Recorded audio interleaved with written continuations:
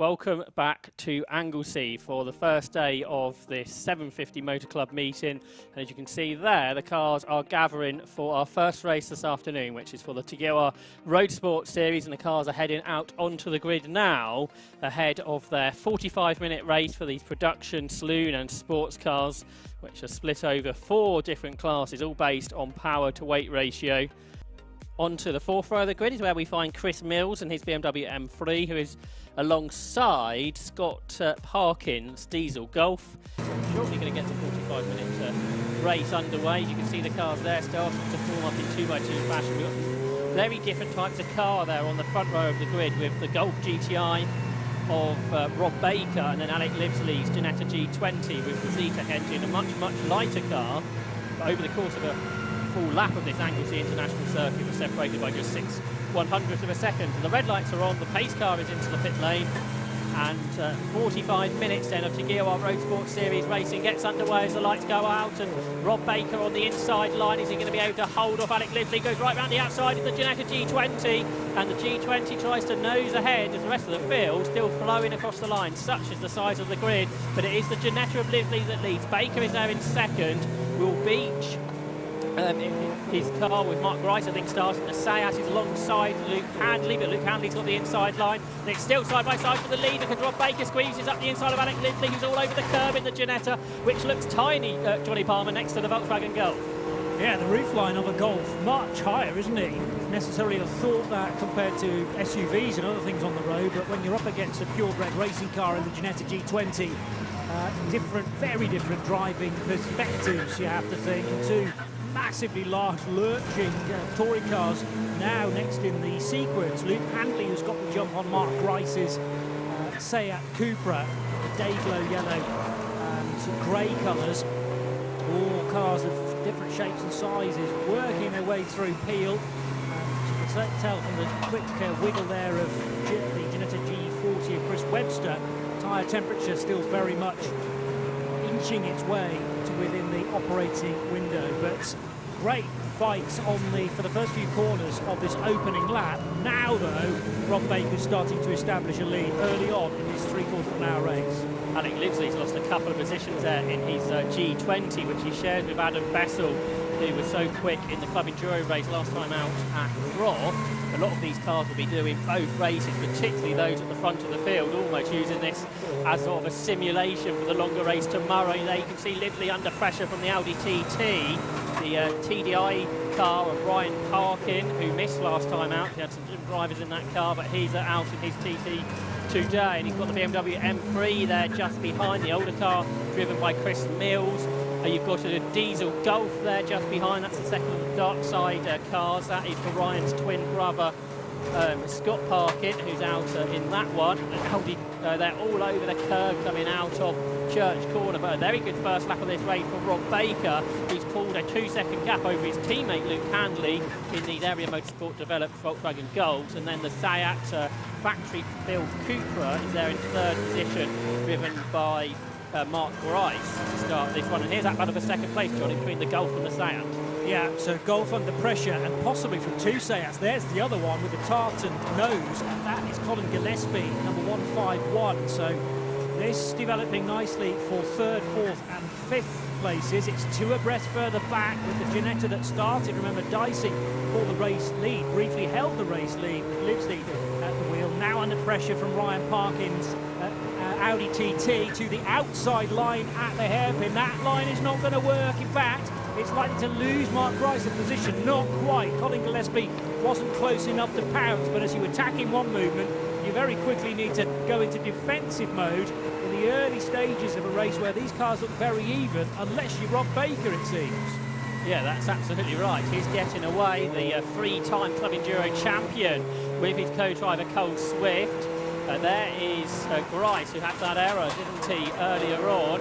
The Audi TT in the background. Ryan Parkin was trying to go around the outside of Alec Livsley, but run very wide at turn 1. Will Stacey, by the way, from the pit lane, was up to 23rd at the end of the first lap of this 32-car grid. And we've got a car off at the final corner as well. That's the Mazda MX-5 of Alex Richardson, who should be able to get back going. But 2.8 seconds is the lead gap for Baker, who's on a 1 minute 36.9. It's very warm out there now, and the car's, of course, full of fuel. So the track times are a bit slower than they were in qualifying this morning when we're in the 1 minute 35. There's that battle of second, third and fourth between Handley, Grice and Gillespie. With Luke Handley then in second place. He was the Class B champion in Club Enduro last year. He's upgraded his car to this Class A specification car, so more power, bigger turbocharger basically on that car. But here's the battle for fifth, and it's still Alec Livesey just ahead of Ryan Parkin in the diesel Audi there that tries to come down the inside. That's the Darkside Developments prepared car, who are diesel engine specialists, and hence why they've got that engine in the Audi TT, but he's still there in sixth. And again, Johnny, after a mistake a lap ago, Mark Wright putting the pressure back on for second place. Yeah, he's found his rhythm again, hasn't he, after outbraking himself into the banking 2.1 miles ago and managing to shake just briefly Colin Gillespie as a distraction. Totally together though between the Audi and the Ginetta again into bus stop. And Alec lives in a little choice but to run out wide, and that will give Parkin the opportunity to slingshot out of bus stop into turn one for the TT to slot ahead. I think just about get the position. Meanwhile, the Golf versus the Seat still very much in the reckoning. Yeah, Mark Rice was all over the back of Luke Handley as they went into the bank and couldn't get through. Now they're through Church Corner. So you've got the Area Motorsport Golf ahead of the Capture Motorsport Seat. They're pretty evenly paced as they accelerate uphill towards the Rocket Corner. Is the Seat going to be able to challenge? Not at this stage. So the difference we've got here is the sort of privately prepared Golf from a road car to a racing car by Area Motorsport, and then the fully factory-built Seat behind of Will Beach. It's great to have that variety, isn't it, in a series like this, Johnny? Totally, and you then have to think, well, factory, that would be the advantage, but to be honest, there's not a lot between the two different preparation versions, if you like, and it's great that the two Seats now can really take the fight to the Golf, because as Handley and Grice fight amongst themselves, they're not going as quickly as possible, as demonstrated perfectly there by Handley, who was going to go into the hairpin, kind of occupying the middle of the road, and then quickly jump to the inside line. These are not ideal racing lines, hence the reason why Gillespie is able to find a good chunk of time on this particular lap. They are able to extend away though from Ryan Parkin's Audi TT, which is starting to become slightly lowly in fifth position. Ginetta tucked in behind as well, as they're the three, second, third and fourth, through Shot and through turn number one, still in the same order. Behind all this, Will Stacey in the Lotus Elise that comes across the line now has set the fastest lap of the race, a 1 minute 35.3. He's about 2 seconds quicker than the race leaders. Is Will Stacey in that Rob Boston Racing run Lotus Elise that's out up into 11th position, that started from the pit lane. So car number 49, which is a late entry into this race. Will only got here at lunchtime. There he is. He had to do his laps to qualify for this race out of session, but he is absolutely flying in the Lotus there. Johnny, it's about of a second place, carries on as well. Yeah, that was Grice trying to nibble up the inside into Rocket to get ahead of Luke Handley. Wasn't going to work there, and more that Grice attacks, the more that Colin Gillespie thinks, well, you go one side, I'll go the other, and potentially take both of you at the same time. Colin Gillespie needing to be a little bit cautious though. There are two names on that car, but he's doing the solo drive this weekend. There is a longer race to come tomorrow though, where that may change, but there's only one name alongside the 151 Seat, at least in my programme. Yeah, he'll be joined by ex-British GT driver Phil Driver tomorrow. Cool, okay. Colin Gillespie goes solo in the car he owns during the shorter race, the Roadsports Series. Now for second place has Mark Rice gone alongside Luke Handley here to take second position into the final corner. He brakes late and slices up the inside. All these front-wheel drive cars at the front, does he slide a little bit too wide? Not too bad, so he's up into second place now, is Mark Wright, and he knows he needs to get on with it because he was the winner at Croft. He's got the biggest success penalty of all in this front group. He's now 7 seconds behind the race leader though, Rob Baker, who's really made the most, Johnny, of having that good start and getting away from the pack. Yeah, indeed. It's often where you can make hay early on in these races.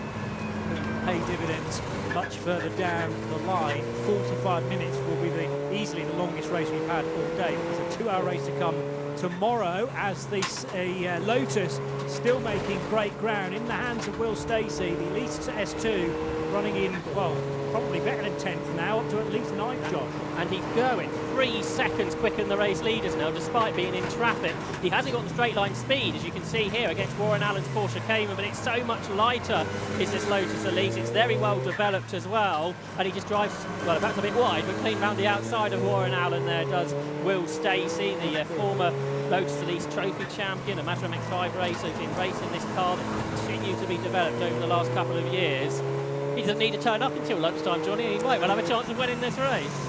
Yeah, it's an interesting approach to a weekend. I'm not sure necessarily that it's all down to confidence as such. There were underlying circumstances which meant that he wasn't able to take part in qualifying. There's always an argument, I suppose, ahead of a long race, how much does qualifying actually matter? But I do think still it pays to be out of trouble at the start of a race, particularly how busy things got for the first couple of laps. The car he's catching now is the Class B leader, Scott Parkin, and Scott was the class winner last time out at Croft as well. That's another car with quite a large success penalty. Class C, by the way, is being led by the Porsche 944 of the McHugh, and Jamie McHugh starting that one. So we'll try and keep an eye on the class battles as well as the Class A cars up front, which sees Rob Baker with a 7.3 second lead after 6 laps. Will Stacey wanted to get up the inside of Scott Parkin's VW Golf into turn 1, but then had to get out of the throttle to avoid contact. And how about this for a fight now between Colin Gillespie in the second of the Seat Cupras and Ryan Parkin in his TT. So the TT, quite a slippery machine compared to the more boxy shape of the Seat Cupra. Scottish sole tyre on the B pillar for Colin Gillespie, and for tomorrow Phil Driver. This is going to be a busy car, and needing to change pilots partway through tomorrow's event, due for a start just after 2:30 in the afternoon. Ryan Parkin's Audi TT has looked very racy from the off, in fact, and could yet be staring at the top 4 finish. Mark Grice is able to head away from Luke Handley on this run down Tom Price straight. Little Ginetta's not giving up though, in fairness.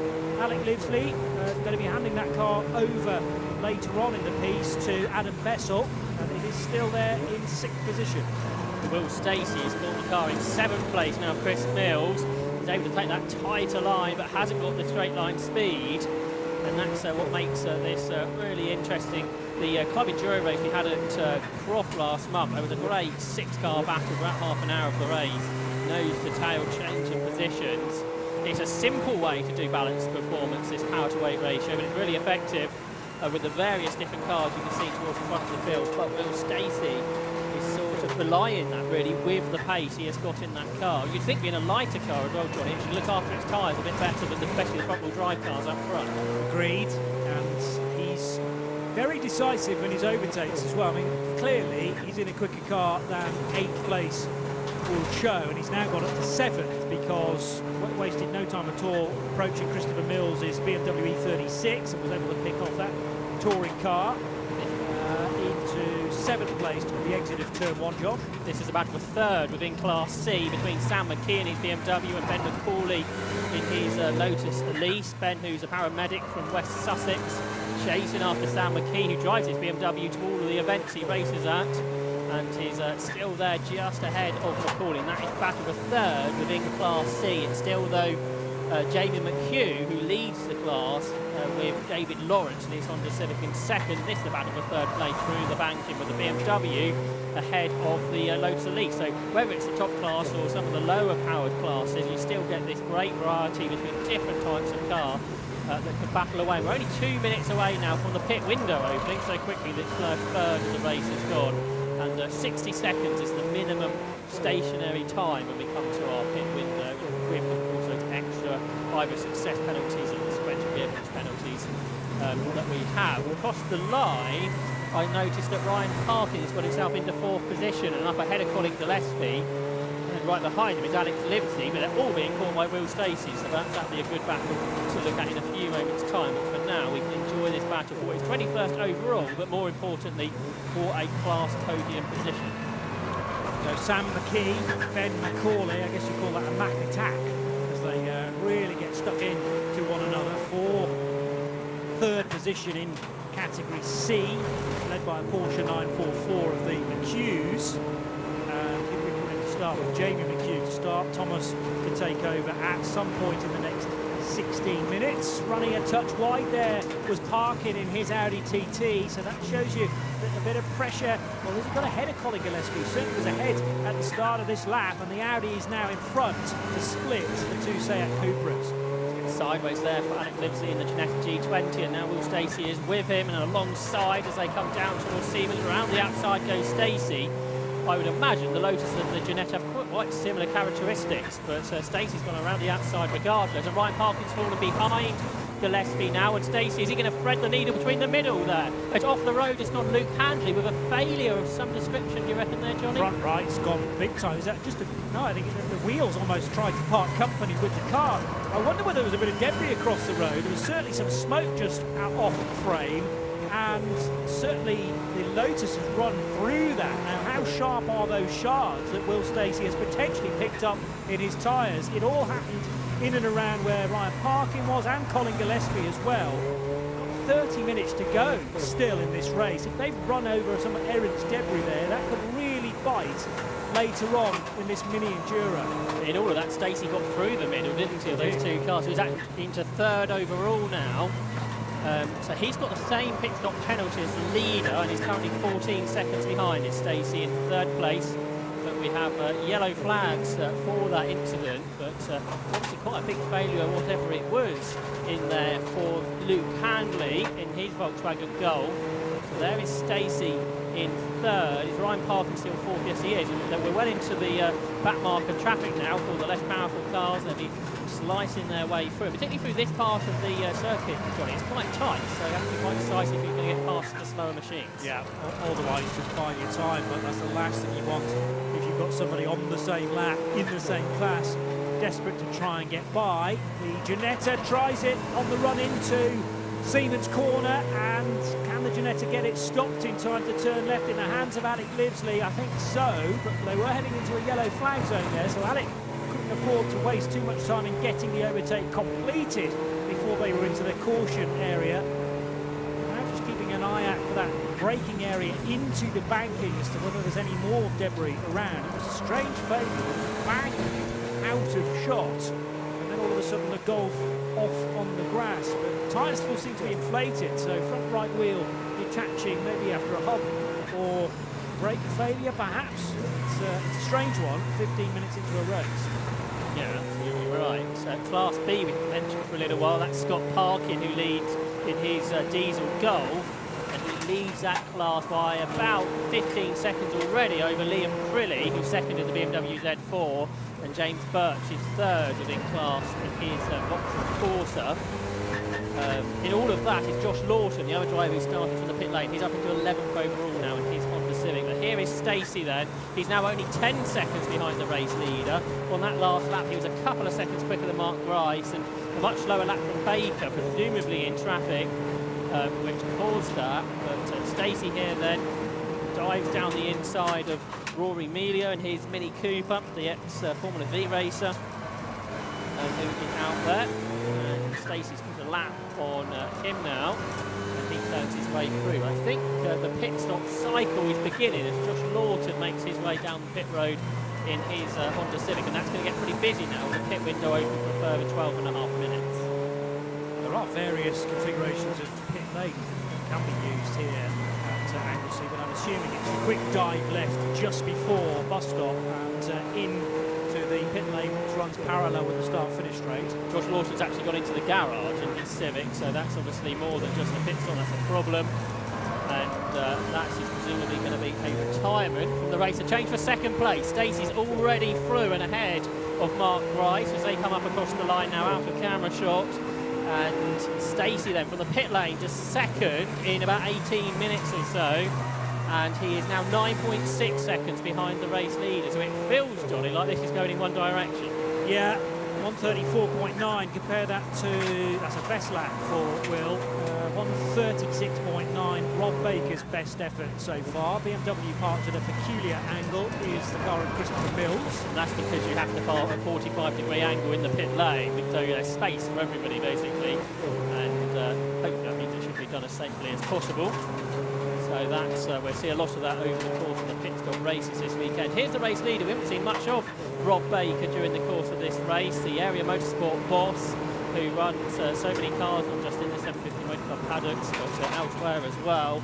And he shares this car with Cole Swift. They have won the Club Enduro Championship 3 times, and all in the last 3 seasons. But a new car for this year. The car was a little bit of a handful at Croft, but it seems to be working well today on a different layout, but not as well as the Lotus Elise is of Will Stacey that went so well here last year. Until it had some car problems. But Stacey there in 2nd position, chasing down the leader, who stays out for another lap. So Rob Baker puts another lap in the books, as we have other pit stoppers such as the Walker family Porsche Boxster. I can see is in there in the pit lane, the Charles Ivy Racing run car that's in the pit lane. So it looks like possibly Dad's got out the car, John, and son Christian Walker is jumping in as a new fastest lap of the race from the race leader Will Stacey at 1 minute 34.79. He's now only 5 seconds behind the race leader. So he's halved that gap in the space of 2 or 3 minutes, it feels. Bear in mind we've got 25 minutes of this race still to go. Now he will be able to catch that 5 seconds up within the next probably 5 minutes. The question is, how easy is it going to be to pass Rob Baker? Work going on the front of that Civic, I noticed, pit lane, and another car that has come down pit road, the 256 of the Civic Type R, which is David Lawrence, handed over to Mike Sanford. Yeah, with the Civic having some work done with Rob Phillips in his slightly older Civic, the ET3 model. Meanwhile, there is Chris Mills, I think, made his pit stop in his BMW M3. And he's just come out just ahead of the car that runs in 3rd position. That was Mark Price, who shares with Will Beach, who will be taking that car over shortly. As for the car behind them, that's the Michael Downey Porsche Boxster. That's a Class B car. Class still being led by Scott Parkin from Liam Cuddy and James Birch. Class C still being led by the 944 of McHughes. We have got one Class D car out this weekend, which is Morgan Deesby, and he's out there in his Toyota MR2. There are the Craigos in their Porsche in the pit lane. That's a 968, which is another Charles Ivy run car, which we will see also out in the Carmel Porsche Trophy. So they've got plenty of racing over the course of the weekend. And their driver change is ongoing with Alvaro Craigo getting out, and Dan will get into the car.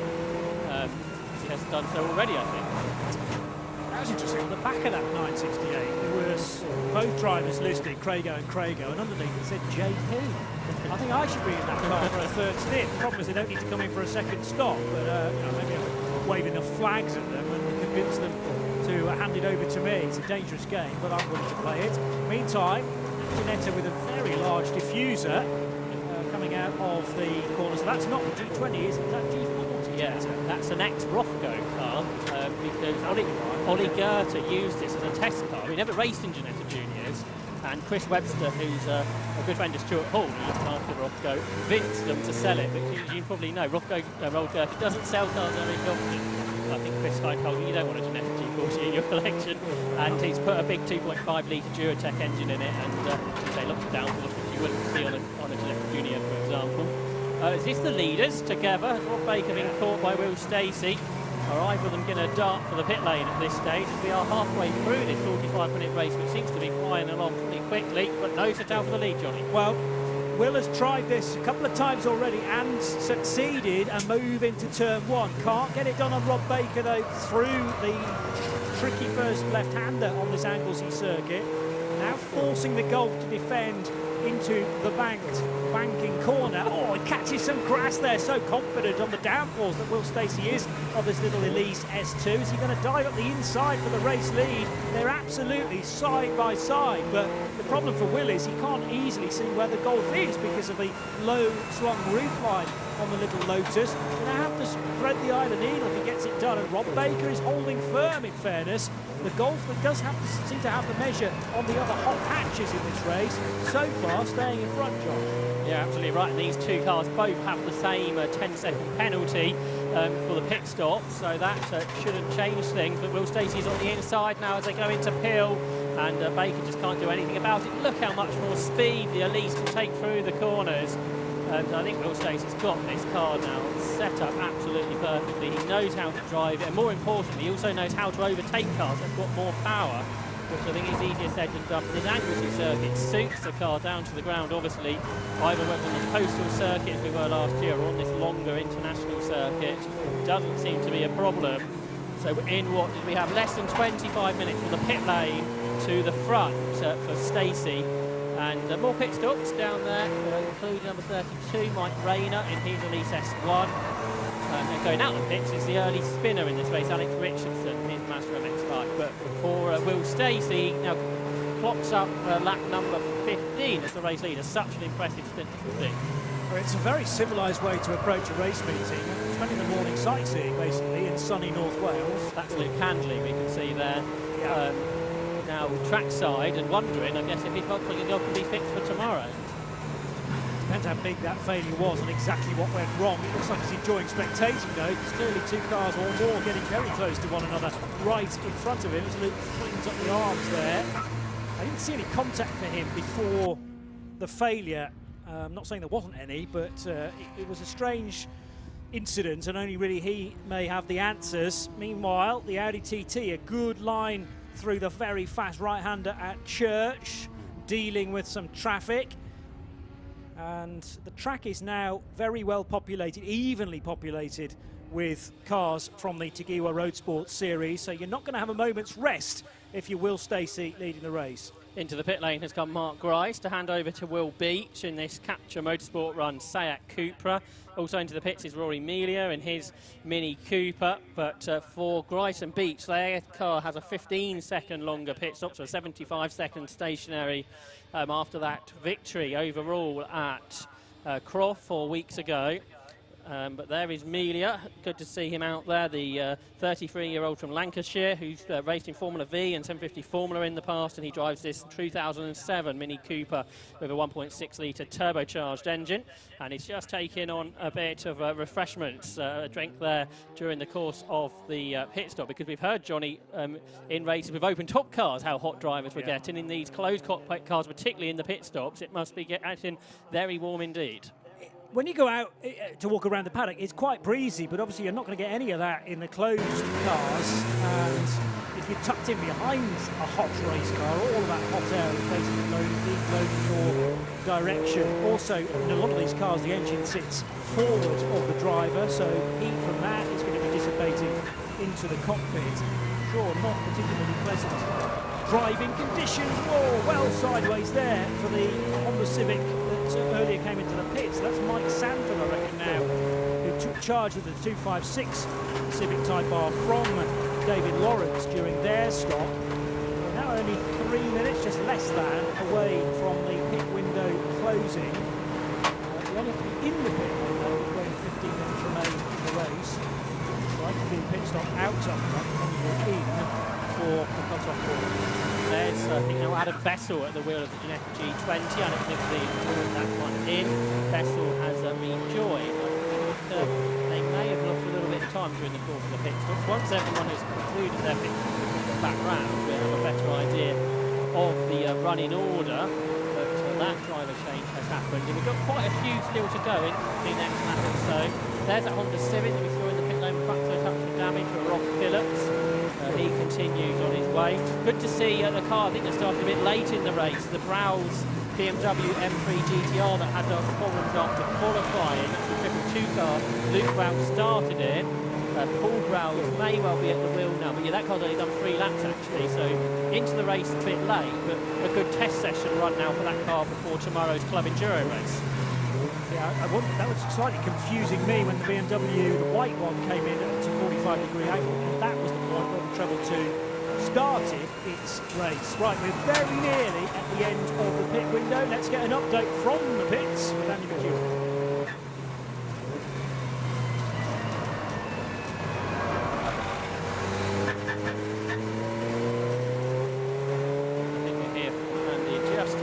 Time. He's just grabbing a driver out of one of the garages and we'll be able to catch up. I think Will Stacey has brought the lead in Lotus Elise into the pit lane.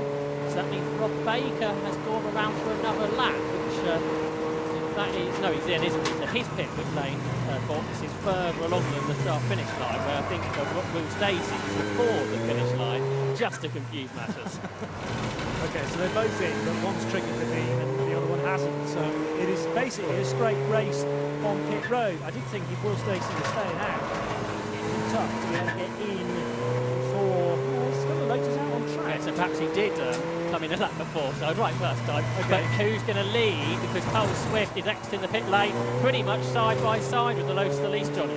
Yeah, and it's very close indeed. Looking out of the window at the moment, they disappear briefly from my sight. The Lotus is marginally ahead, but brand new driver into the Golf, just getting used to current road conditions. And Carl Swift then staying with the Elise S2 for the time being. There's only going to be one winner here ultimately though, as long as the Lotus reliability is pretty good. That Golf, like a rocket, heading into rocket funnily enough, but I don't think he's going to be able to hold back our still race leader, that metallic blue Lotus. That update that I promised you from Andy, here it is now. Yeah, thanks very much, guys. Down in the pit lane where things are getting a little bit quieter now as we approach the end of the pit window. Catching up now with Alex Livesley, who's in one of the more interesting cars on the grid, the Ginetta G20. Not a standard G20, must be said. Can you talk us through a bit of the history of the car and what's been changed on it? Started off as a Ginetta Junior, 1.4 litre engine, now 2 litre. Scriptural gearbox, lots of aero, never had standard. So yeah, it's getting there. It's our second event out. Yeah, showing quite good at the moment. I think we've got the opposite problem to the TCRs. Our tyres take a while to come in, and the TCRs are pretty quick straight away. It should be the perfect car, really, though, for this circuit because it's lightweight, but it's got the downforce nippy enough down the straight still. Yeah, it's not bad. It's pretty good. It's pretty good. So it's yeah, hopefully Adam can bring it home in a fairly good position. Yeah, how are things looking for you out there then? Were you satisfied with your stint? Yeah, I'm quite satisfied. So lots of tube base at the start, with cold tyres. Just took a while for them to come back in really. So again, I'm quite happy now. You've had a bit of time to cool off now as well. The first thing you said to me when you got out of the car is it's hot out there. It is hot. It is really hot. We'll put some cooling in the car, but it's still hot. Tomorrow with the 2 hour race is going to be really hot. So, yeah, that's a good point. This is good training for that anyway, isn't it? Exactly. Yeah, exactly. Rather than testing, we thought we'd just enter this event and see how we go. There's nothing more than competition is there to bring out the best of us. Absolutely. Well, thanks for having a chat, Alex. Best of luck for the rest of the round. Thank you. Thanks, Andy. Good to hear there from Alex Livesley, who's handed over that Ginetta G20 to Adam Best. I think that may have lost a little bit of time in the pit stop. Probably not the easiest car to get in and out of compared to the touring cars that have a little bit more space. We're just looking here at car number 70, which is the BMW 330 of John Mannock-Jones, who is battling away there with the Craigo 968, was that, I think? Yeah. Club Sport, to be entirely accurate, so 135 rather than 35, it says on its doors. But beautifully turned out machine, again, all sorts of different shapes and sizes, including that Mini on the high side, which is the 114 car of 114 of George Whitehouse, currently 27th position. The leader slowing, Johnny. We said this car hasn't had 100% reliability, and Will Stacey is parking the car basically opposite us. You can see that on the camera now as he crossed the line. He loses the lead to Cole Swift, but more importantly, Johnny, this car that had a few issues has seemingly got another. I did mention that word reliability and sort of bit my tongue as soon as I'd said it, because that may well be a perfect example of commentator's curse. We knew the difficulties that prevented Will Stacey from taking part in qualifying this morning, and a great spot from you, Josh, to see it crawling out of the bus stop corner, final left-hander on this circuit, and unfortunately, well, I suppose the benefit of stopping there is very short walk back to the paddock, but it is all change at sharp end. Safety car lights are on standby at this stage, because the problem is Will Stacey can't jump over the pit wall. It's absolutely huge pit wall, isn't it? So safety car boards are already being shown. So I'm afraid what had been a pretty good 35 minutes or so of racing to begin things. Now we are going to get a safety car right towards the end. The order was seeing Cole Swift leading by about 12 seconds, and that's going to disappear. Ryan Parkin's Audi TT is going to end up in second position. Will Beach is there in third in his Cupra. A similar car, Colin Gillespie, is fourth. Chris Mills has made it up into what would be fifth position in the BMW M3. Then the Class B leader is there in sixth position. Scott Parkin in his TDI Golf.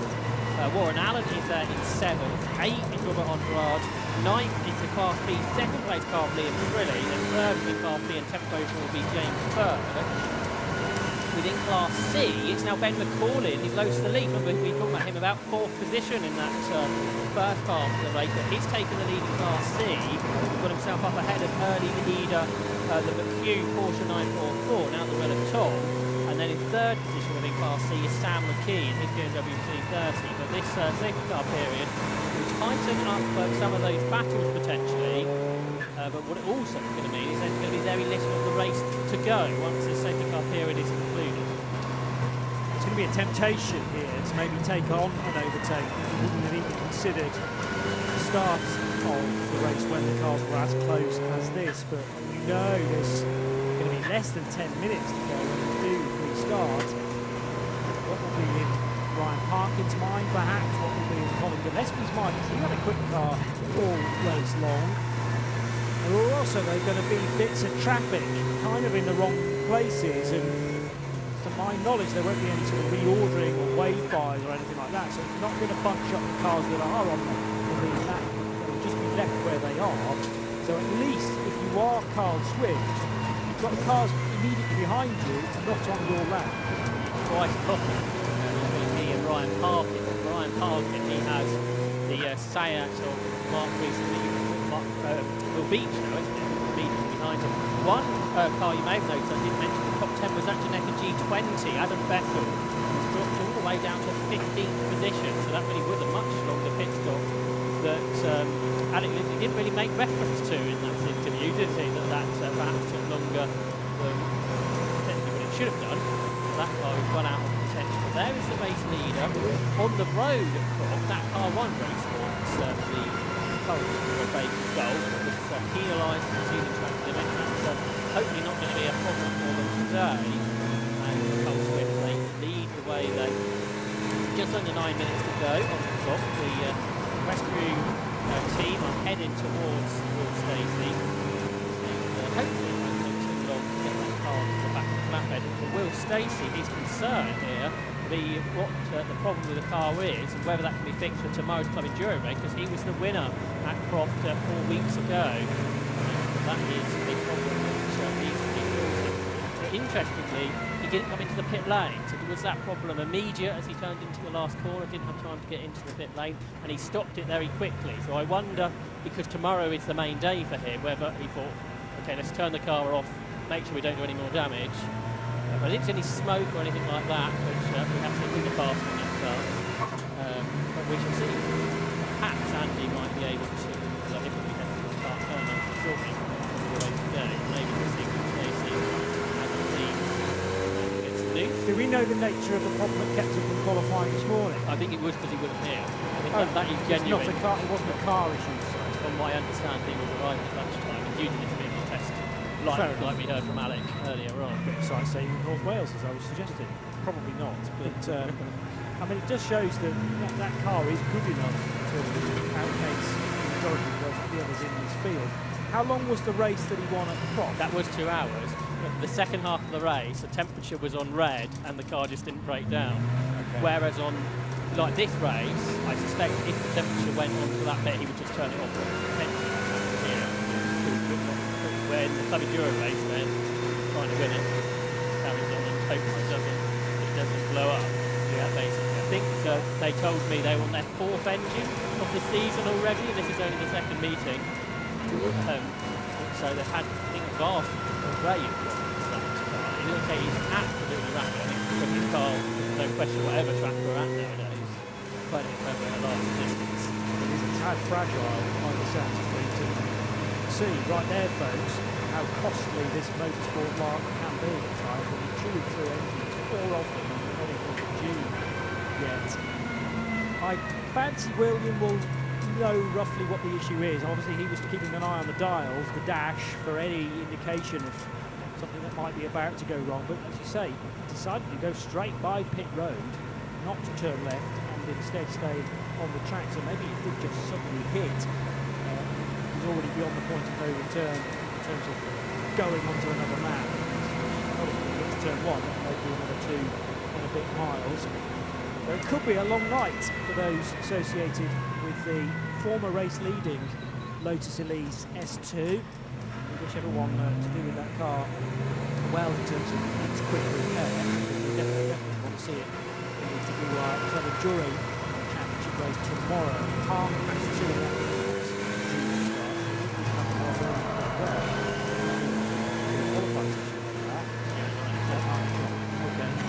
Scratch that 2:30 then, right? Well, perhaps that is what as long as they get it out, which we're seeing he can go take to pretty much lead. 2 hours. So probably lap the field if the car keeps going. And the other question is if the weather's going to do. You mentioned that earlier. The Elise doesn't like the rain as its front drive cars do. So that could be another question. The car's back in the paddock though, so I'm sure we'll be able to go green flag race at the end of this lap. Probably with enough time for 3 laps of racing, I would think. And Cole Swift, I'm sure, will be pushing on immediately with all those cars behind, and then it'll be the battle for 2nd position to look out for, as well as the class battles, of course. Just a reminder, Class B, it's Scott Parkin, who leads over Liam Quilly and James Birch. Class C, it's Ben Cooley, who leads from Tom McHugh and Sam McKean.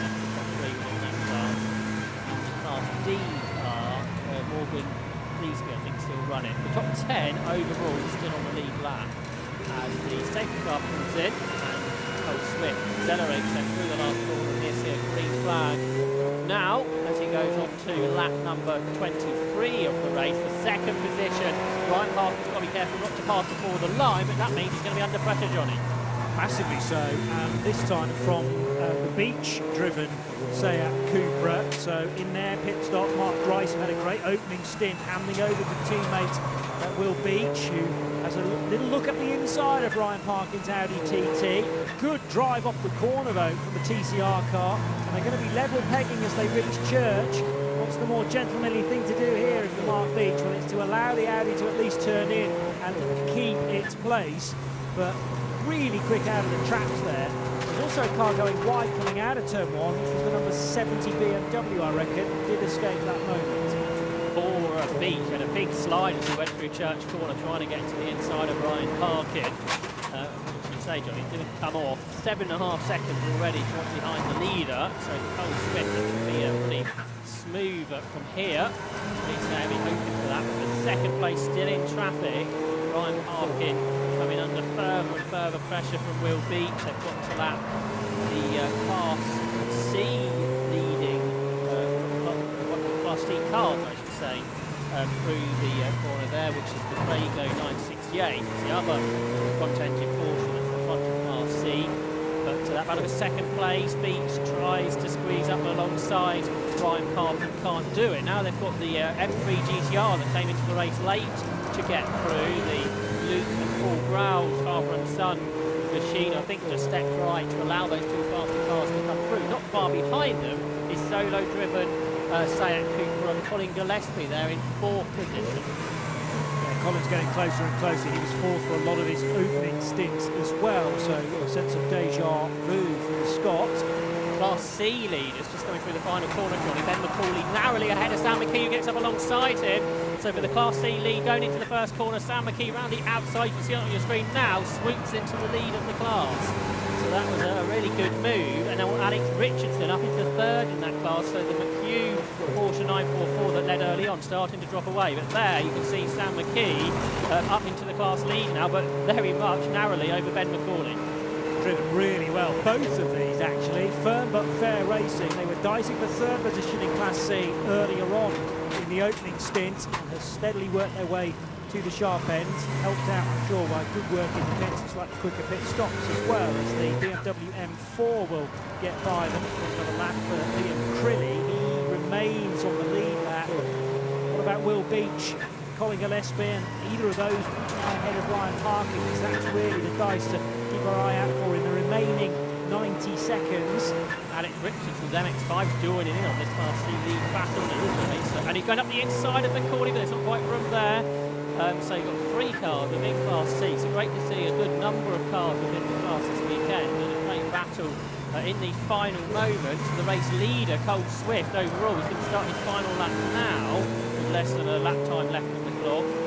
Second position, it's still Ryan Parkin ahead. So they're equally going on to their final lap of the race. We watch the Class C leaders work their way. They're being lapped by cars, they're trying to lap cars as well, so it's all very busy down at the hairpin there, as they're shortly going to start their final lap. And has McCauley got a problem there? Was the Lotus Elise slowing? Is that going to give Alex Richardson a chance to grab seconds? Pretty much for a race, but yeah, McCauley's slowing, so the Lotus Elise that was leading the class for the pit lane as he leaves the rest of them to ice their way through the final corner. None of this a worry for the race leader overall. Cole Swift got a clear track, but behind it's absolutely bedlam. Yeah, it's not been a great race for Lotus either so far, with 2 of them now hitting issues, it seems. The Ginetta G20 that was well and truly in the fight in the opening stages is still going strongly in the hands of Alan Bessel, just in fact sent its best lap of the race so far. Colin Gillespie tucked in behind, but Colin's on the lead lap, looking for a way by the Ginetta Bessel. And here's your second and third place runners, only half a second between them at the start of this lap. It's condensed yet further since then. They're about 2/3 of the way around the final lap now. Ryan Parkin sticking the elbows out, trying to keep his TT as wide as possible to keep Will Beach behind. Great battle all the way through this 45-minute race. And Ryan Parkin hanging on for now. They're in second place. You see a bit of a puff of diesel smoke out the back. None of this is an issue for Cole Swift. He and Rob Baker, one on the road at Croft. This time they look like they're going to take the win overall on the result sheets as well. And for second place, there's contact as they come out the final corner, as Will Beach, I think, might have got into Ryan Parkin there. They say these drivers are just doing this race as a test session for tomorrow's Enduro race, with some of those battles would suggest perhaps not. But for second place across the road, across the line, Ryan Parkin held on. His twin brother Scott Parkin comes across the line now to win Class B.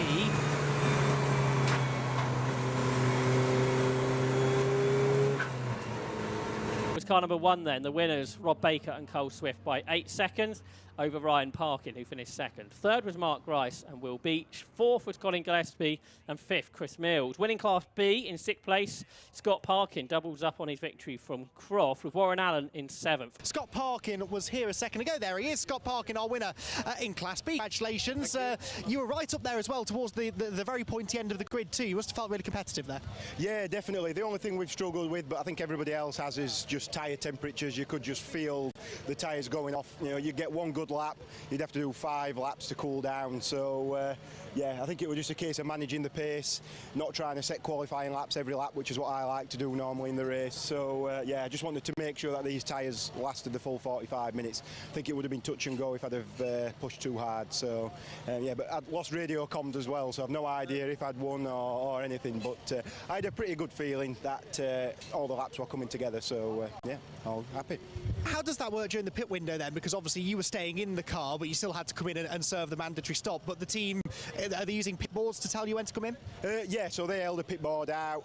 Obviously there's a pit board saying when the pit window's open, but the optimal time is to come in when there's a safety car, so you want to leave it as late as possible. The issue is the only time we know when the pit window's closed is when the pit window close board is open. So yeah, so the guys held out the board, I came in the next lap, and then the pit window closed a lap later, so I think it worked out pretty well really. And then the safety car came after the pit window, so yeah, nobody really gained an advantage under a safety car this time, which is good. Excellent. Well, congratulations, Scott. A victory in Class B.